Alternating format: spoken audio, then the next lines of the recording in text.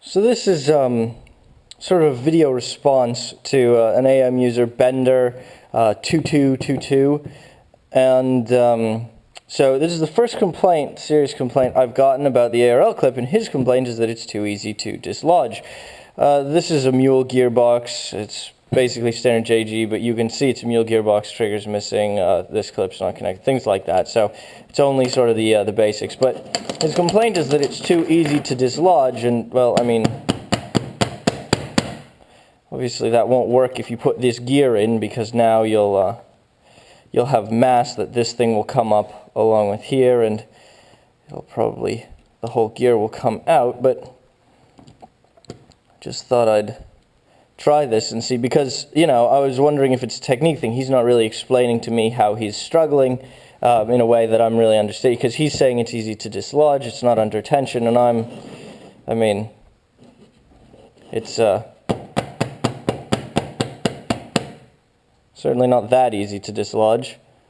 I will note that there are two different kinds of gearboxes in regards to the ARL clip. The first kind is the slightly less common kind, what you see here, and there's nothing, there's no wall here, so this gearbox can be fully closed with the ARL clip in place. The other kind cannot be fully closed, but can be fully seated, so all the axles can be seated in bushings before the ARL clip is withdrawn. So in both cases, it's quite easy to close if this is done. Just a demo.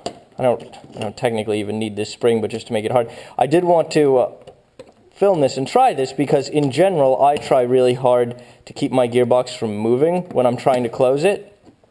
And this is in part because I usually have weights on the trigger. I'm working actually currently on a trigger clip which was requested, and the ARL clip has been successful enough that it's sort of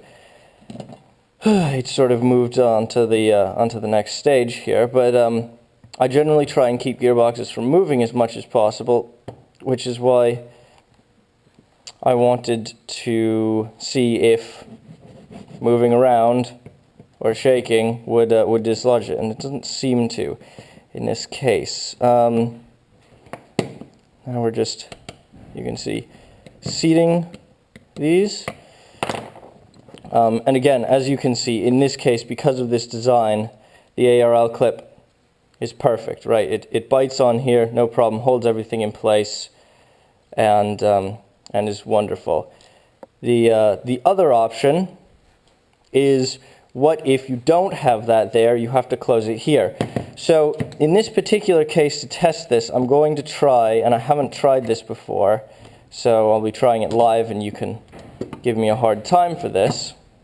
It doesn't work. The thing I haven't tried before is holding the ARL clip in a weird way, such that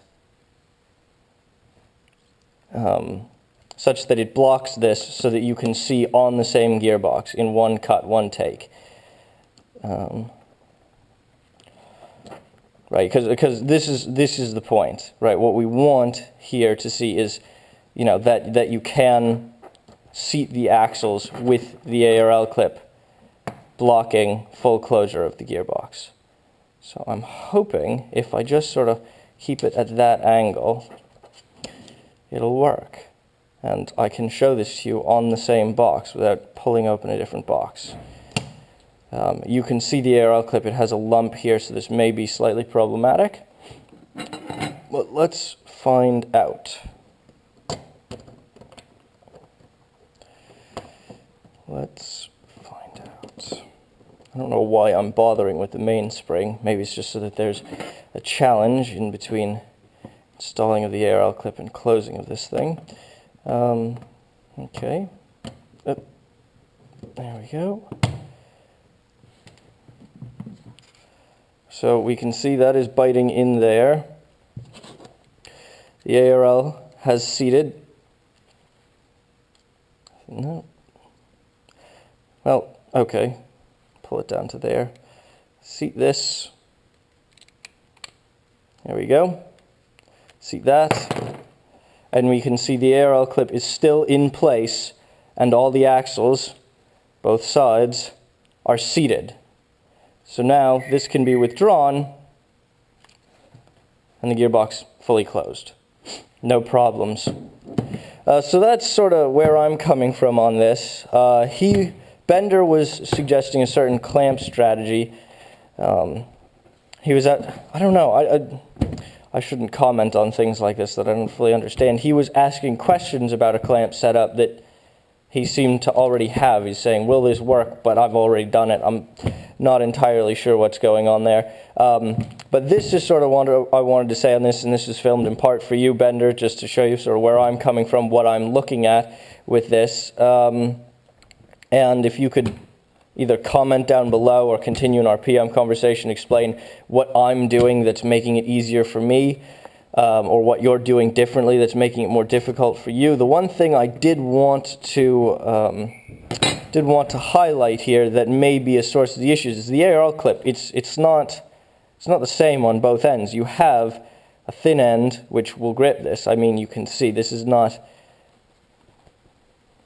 a gentle bite, and a thick end, and this is for very rare, or comparatively rare, large G&P axles. And this end, obviously, while it can still function, this end will not work as well. And I apologize for the squeaking in the background.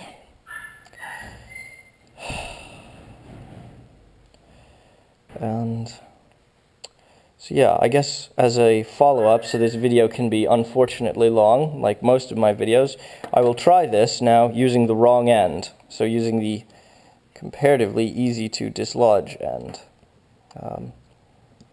Just see how that goes, really. Oh, come on, gear. Get in. Okay, gear is in. ARLC's in.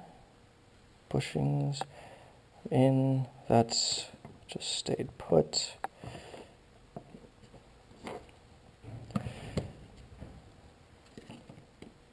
Come on.